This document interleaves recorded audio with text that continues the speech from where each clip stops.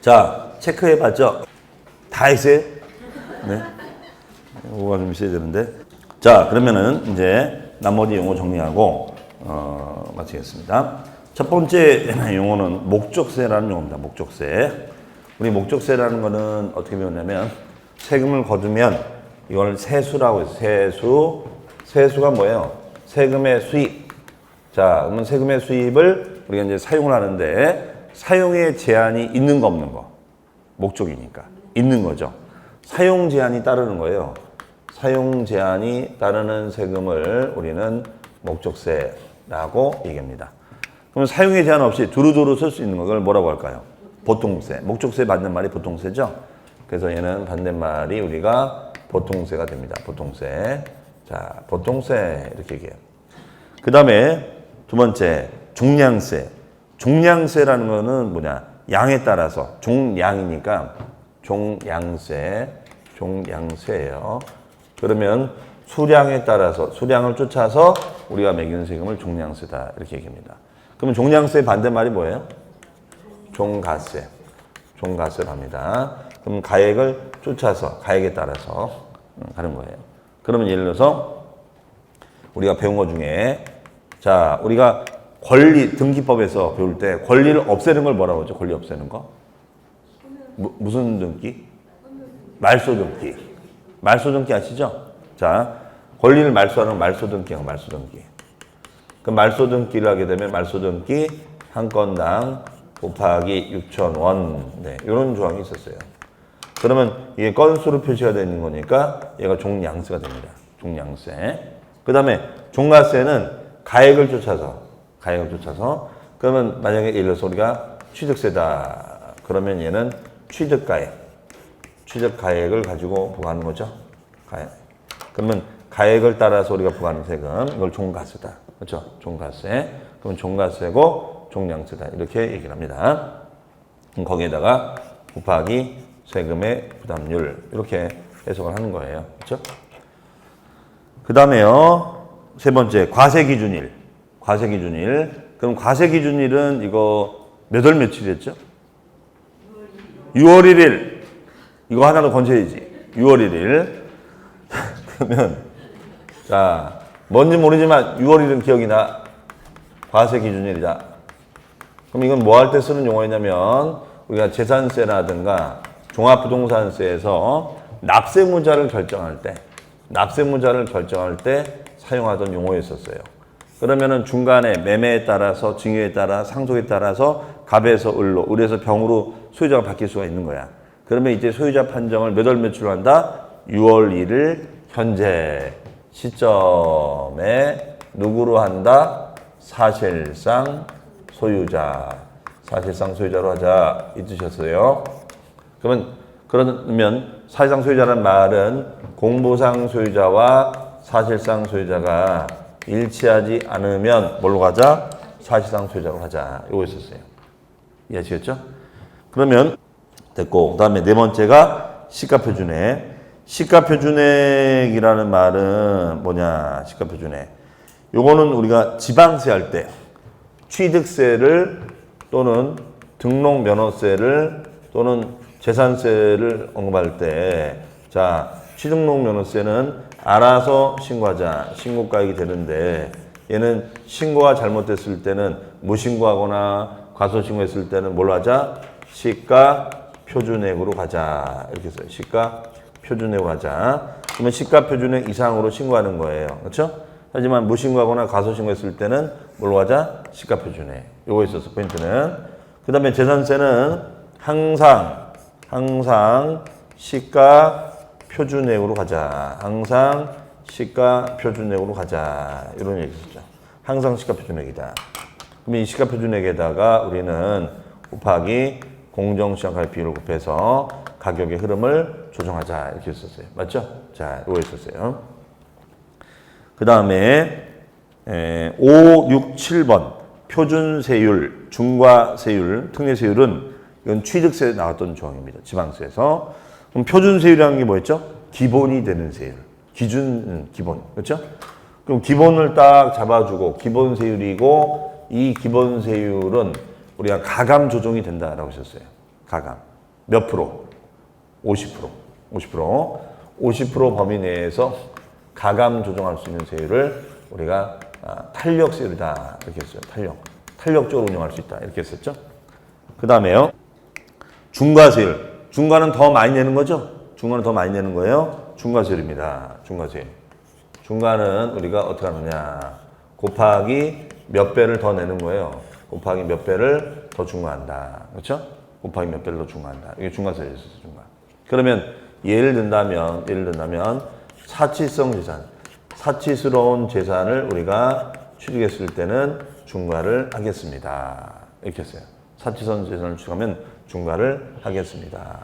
그러면 뭐 별장이나 아니면 뭐 골프장이나 고오락장이나 고급선박이나 고급주택 이런 것들이 있었죠. 네, 이거는 뭐 4배 중과한다 이런 조항이 있었어요. 그렇죠? 물론 우리 1월달에 다시 할 거예요. 네, 다시 할 겁니다. 그러니까 들어보니까 좀 기억은 또 나는 것 같기도 하고, 그렇죠? 그 다음에 특례세율. 특례는 무슨 뜻이었죠? 특례? 예외적인, 그렇죠? 특례라는 예외적으로 일반적인 취득이 아니라 예외적으로 특이한, 그렇죠? 특례세율이 있었어요. 특례세율. 특별한 예란 얘기죠. 그래서 예를 들어서 우리가 취득세 같은 경우에는 일반적인 취득이 아닌 게 있죠. 우리 취득행위는 뭐 최초로 취향을 뭐라고 했죠? 원시. 그다음에 물려받으면 승계. 근데 원시도 승계도 아니면 무슨 취득? 간주 취득. 그러면 간주 취득이 여기에 해당이 되는 거예요. 그러면 간주 취득 같은 경우에는 뭐로 간다? 특례로 간다 이거죠. 특례. 그렇죠? 특례. 자, 요거 있었어요. 그다음에 가산세, 가산금. 자, 얘는 이런 거 있죠. 우리 세금은 언제까지 신고해 주세요, 납부해 주세요라는 기한이라는 제도가 있었어요. 기한. 신고해 주세요. 납부해 주세요. 근데 이건 의무야. 그런데 의무를 지키지 않았어. 그러면 가산금이 붙는 거예요. 가산세가 붙는 거예요. 가산세가 먼저 붙는다 그러죠. 가산세. 얘가 먼저 오는 거예요. 그 다음에 이마저도 이행하지 않으면 이제 두 번째는 뭐가 붙어요? 가산금이 붙는 거죠. 가산금. 그렇죠? 그래서 가산세가 먼저 오고 나중에 가산금이 오는 이런 제도도 있었어요. 그렇죠? 그래서 얘는 우리가 뭐라 배웠냐면 체납된 세금의 연체이자다. 이렇게 해서 연체이자. 그 다음에 10번 외관상 등기 의무자 권리자. 이거는 여러분들 등기법에서 배웠죠? 자, 등기 권리자의 반대가 뭐였죠? 등기법 배울 때? 등기 의무자. 그러면은 매매를 했어요. 매매. 그럼 매도인은 등기 뭐가 돼? 매도인은 등기 의무자. 그렇죠. 의무자는 권리가 증가되는 자, 감소되는 자. 그러면 권리자는 등기하면 권리가 증대되는 자. 그렇죠. 그러면서 여러분들 배웠죠. 그럼 이건 우리가 등록면허세 시간에 배웠어요. 등록면허세 시간에 등록했을 때 외관상 등기 권리자 내라. 이래서 우리가 전세권 누가 내야 돼? 전세권자 권리자죠. 지상권자. 그렇게 배웠잖아요. 그렇죠? 그 얘기하는 거예요. 다만 이거를 뭘로 판단한다? 외관. 그러면서 제가 이거 했잖아요. 사람은 외모가 중요하다, 마음이 중요하다. 다시 질문. 사람은 외모가 중요하다, 마음이 중요하다. 다 중요하다? 그러니까 이게 어렵게 사는 거야. 그렇죠? 자, 그래서 우리가 외관상 등기 권리자. 등기하면 권리가 증대되는 자를 말한다. 이렇게 했었죠. 그 다음에 11번. 사실상 소유자. 이거죠, 이거. 사실상 소유자. 공부하고 실제가 일치하지 않으면 사실상 잔금이 치렀는지를 보자 이거죠. 그 다음에 공정시장 가입비율. 공정시장 가입비율은 이걸 얘기하는 거죠. 이거 시가 표준 내역으로 줘야 한 다음에 공정시장 가입비율을 곱해서 가격을 좀 조정해 주자. 이런 얘기 했었어요. 그렇죠? 비율. 그 다음에 13번에 무슨 징수? 보통징수. 신고 납부의 반대말이 뭐예요? 보통징수. 그럼 보통징수를 한다는 것을 다른 말로는 고지납부한다. 무슨 납부한다? 고지납부한다. 이렇게 할 수 있겠죠. 그 다음에 14번에 무슨 세율? 초과 누진 세율이다. 그럼 초과 누진 세율은 이 소득이 모아지면 모아질수록 세율이 올라가는 거고 재산이 모아지면 모아질수록 세율이 올라가는 거예요. 그렇죠? 자, 이거를 초과 누진 세율이다. 그러면 초과 누진 세율은 우리가 6%에서 출발해서 42%가 된다. 이런 논리가 되는 거죠. 그러면 6%대, 10%대, 20%대, 30%대, 40%대 점점 올라가는 거죠. 6%대, 10%대, 20%대, 30%대, 40% 이렇게 올라가는 거예요. 자, 그다음에 비례수율. 비례수율은 과표가 움직여도 세율의 변화가 있는 거예요, 없는 거예요? 없는 거. 과표가 움직여도 세율의 변화가 없는 거예요. 이게 아까 비례수율. 우리 양도세에서 했었죠? 그래서 뭐 1억이 돼도 50%, 2억이 돼도 50%. 그다음에 분할납부 아까 했어요. 분할납부는 세금이 적어요, 많아요? 많으니까 나누어 내자 이런 얘기죠. 그러면 나누어 내면 이걸 무슨 납부? 분할납부라고 배웠어요. 분할납부. 그래서 이 분할납부 같은 경우에는 뭐 우리가 재산세 같은 경우에는요. 재산세 같은 경우에는 얘는 500만 원 초과 500만 원을 초과하게 됐을 때는 얘는 2개월 이내에 분할해서 납부하는 거고, 두 번째 우리가 양도소득세 같은 경우에는 얘는 얼마 초과? 1,000만 원 초과 1,000만 원 초과하면은 얘도 2개월 이내에 분할 납부하자. 자, 이거예요. 그래서 얘는 500만 원 초과 2개월 이내에, 1,000만 원 초과 2개월 이내에 분할 납부할 수가 있습니다. 자, 여기 분할 납부예요. 그 다음에 물납이다, 물납. 자, 물납은 우리가 재산세 같은 게 물납이 있어요. 재산세는 우리가 1,000만 원을 초과했을 때는 우리가 물납을 할 수가 있었어요. 물납. 1,000만 원 초과했을 때 물납을 할 수 있었는데, 요거는 관할구역 내 부동산, 관할구역 내 부동산이다. 이렇게 물납입니다. 관할구역 내 부동산. 이렇게 해요. 물납. 아셨죠? 네. 그 다음에 18번. 거주자. 자, 거주자는 납세무자예요. 납세무자. 그럼 납세무자는 개인이 있다. 개인이 있는데 이 개인에는 거주자 개인과 그 다음에가 비거주자 개인 이렇게 둘로 쪼개져요.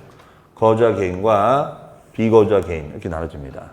그럼 거주가 됐을 때는 이거는 뭐냐? 이걸 나눈 이유가 거주가 되면 우리나라에서 벌어들인 소득이든 외국에서 벌어들인 소득이든 우리가 어떻게 한다? 합산해서 신고하자 이렇게 합니다. 우리나라에서 벌어들인 소득이든 외국에서 벌어들인 소득이든 다 합산 신고가 되는 거예요. 그렇죠?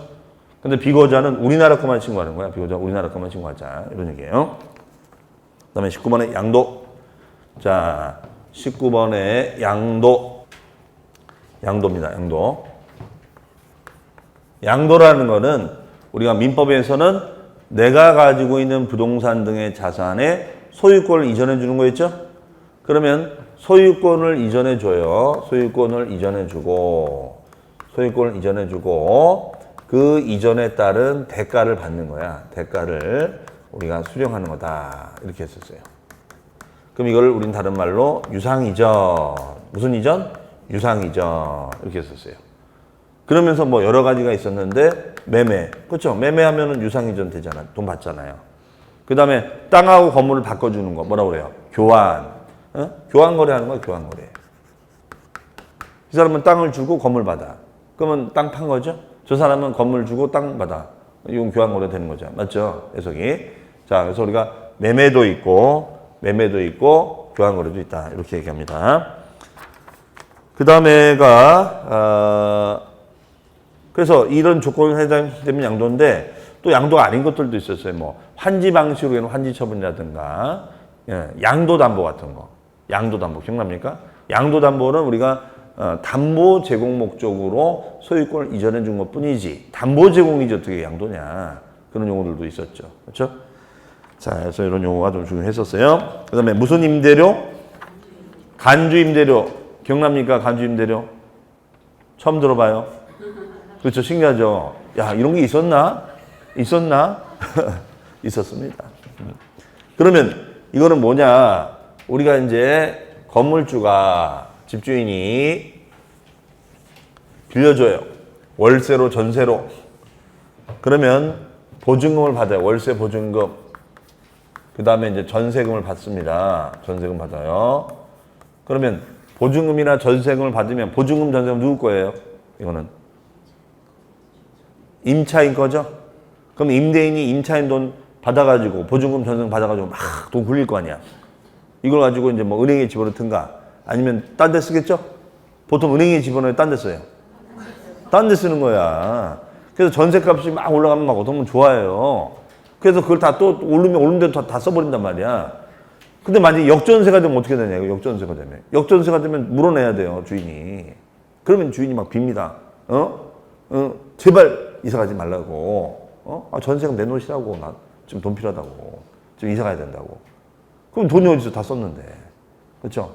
그러니까 전세금 오른다고 무조건 좋아할 게 아니야. 역전세 되면 어떡할 거냐, 이거야. 그렇죠? 그러면 이제 오히려 이제 전세값이 떨어지면 그 차이만큼 내놔야죠. 그렇죠? 물론 세입자를 맞추겠지만은 이게 그러니까 좋아할 게 아니라고 이게 무조건. 그러면 이걸 활용해서 우리가 최소한의 이자 상당액이 발생할 것이다. 이거예요. 이자. 이해하시겠죠? 이자 상당액이 생길 거다.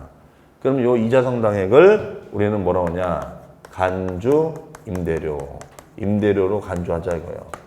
간주 임대료 됩니다. 무슨 임대료? 간주 임대료. 이렇게 간주 임대료. 자, 그다음에가 장기 보유 토봉제. 이거는 우리 아까 복수 문제에서 했었죠? 장특 공제는 뭘 줄여주는 제도예요? 뭐를? 보유 기간. 그러니까 뭐 어떤 금액을 줄여주는 거예요? 양도세 어떤 거? 양도세 어디를? 양도 차익. 그렇죠? 위치를 기억해줘. 양도 차익. 양도 차익을 줄여주는 거죠. 양도 차익을 줄여주는 거예요. 그래서 마이너스 그러니까 장기 보유 특별공제를 빼준다. 이런 논리였었죠. 그래서 이걸 빼주는 거. 그렇죠? 그래서 얘는 우리가 양도 차익에다가 곱하기 공제율 요거 있었잖아요. 그러면 얘 같은 경우에는 이제 매년 우리가 2%씩 공제가 되는 것도 있고 매년 8%씩 공제해주는 제도도 있었다. 이렇게 했었어요.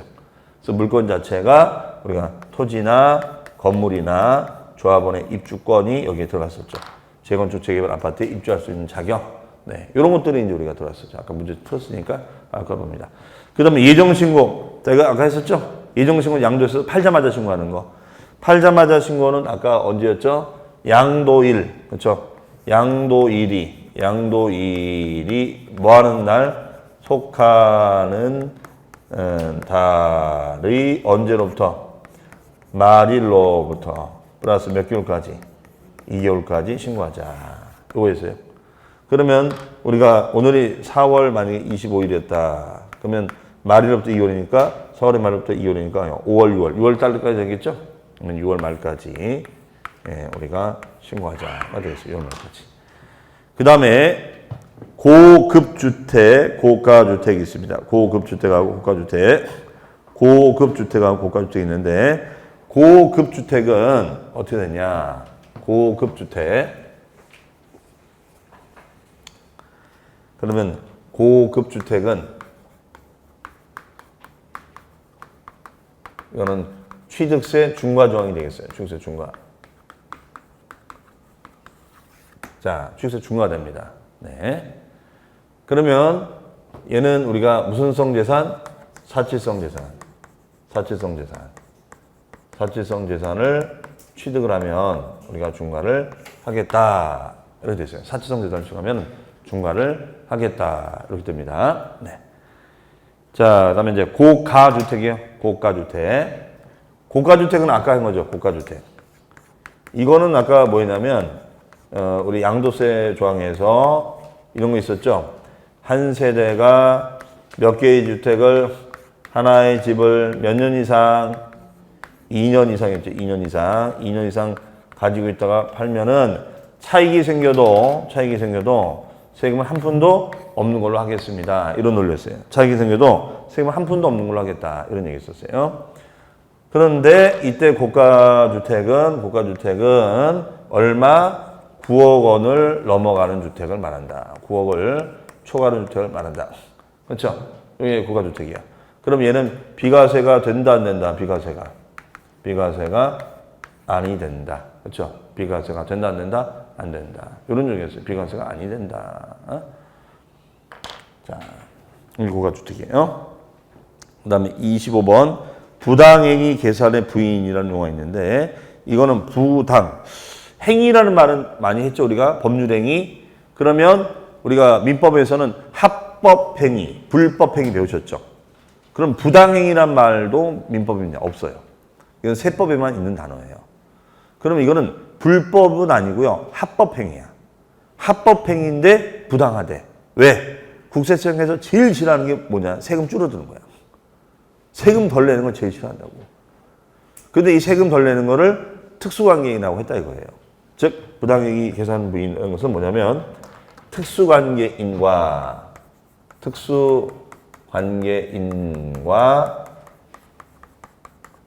거래를 했어요. 근데 그 거래의 결과로 세금 부담의 감소 효과가 왔을 때 이 거래를 인정할 수 없겠습니다. 이게 바로 부당행위 계산 부인이야.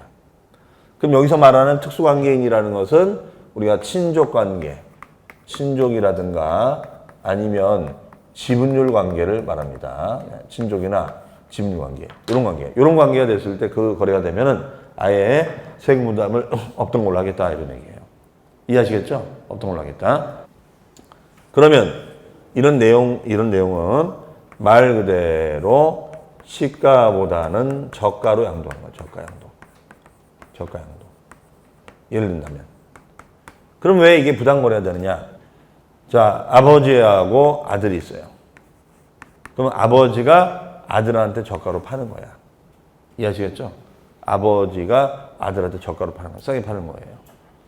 그러면 아버지가 아들한테 싸게 팔면은 자, 양도가액이 줄어들죠. 맞습니까? 그럼 양도가액 줄면은 차익도 줄어들어. 차익이 줄면 세금이 늘어나요, 줄어들어요? 줄어들죠. 바로 이거예요. 그러면 아버지가 아들한테 싸게 파는 것이 불법이에요? 합법이지. 어때요? 싸게 팔면. 하지만 세법적으로 문제가 된다는 거야. 왜냐면 만약에 1억짜리 이 땅을 5천에 파는 거예요. 그럼 만약에 다른 제3자한테 팔았을 땐 1억이 팔았을 거 아니야. 그럼 양도금액이 1억이 들어왔어야 되는데 아들한테 파는 바람에 5천만 원을 싸게 판 거죠. 그거 왜 5천에 팔았을까? 무슨 생각하는 거야, 아버지는? 5천만큼 싸게 팔아서 세금을 줄이겠다는 거죠. 그렇죠? 그러니까 이런 거래. 근데 이거는 법적으로 문제가 없어요. 법적으로 문제 없어. 근데 세법적으로 문제가 된다 이거예요. 이걸 뭐라 한다? 부당행위. 뭐라고요? 부당행위. 불법행위는 아닙니다, 이거는. 네. 자, 이상으로 해서 2달간 배운 용어 정리를 한번 해봤습니다. 또 들어보니까 기억이 날 듯도 싶고 새록새록합니다. 네. 자, 놓쳤던 것들은 체크했다가 여러분들 그 기초서에 있는 내용으로 다시 한번 요약을 하시면 되겠어요. 자, 어찌어찌해서 어쨌든 뭐 11월부터 오신 분도 계시고 중간에 오신 분도 계신데 어쨌든 2달 과정이 끝났습니다. 그래서 우리가 요 2달 과정은 말 그대로 부동산 세법에 다른 것만도 마찬가지지만 기초적인 이론을 이제 학습하신 거예요. 그래서 뭘 외운다기보다도 이런 용어가 있었구나. 용어 정리에 제가 주안점을 많이 뒀습니다. 그래서 그렇게 본 거고요. 어쨌든 2달간 너무 고생 많으셨고 매일매일 나오는 이 훈련하는 게 쉬운 게 아닙니다. 근데 이제 조금 익숙해지셨을 거예요. 이제 새해는 이제 요 마음 가지고 변하지 마시고 했으면 좋겠습니다. 하여튼 새해 복 많이 받으시고 하여튼 우리 새해 목표는 딱 하나죠. 뭐예요? 합격이죠, 합격. 네, 그래서 이제 연말 다음 주에 말날 달을 바라보면서 꼭 기도를 많이 하시기 바랍니다. 그렇죠? 자, 2달 동안 고생 많으셨고 저는 새해 다시 뵙도록 하겠습니다. 여기서 마치겠습니다. 네, 감사합니다. 고맙습니다. 네.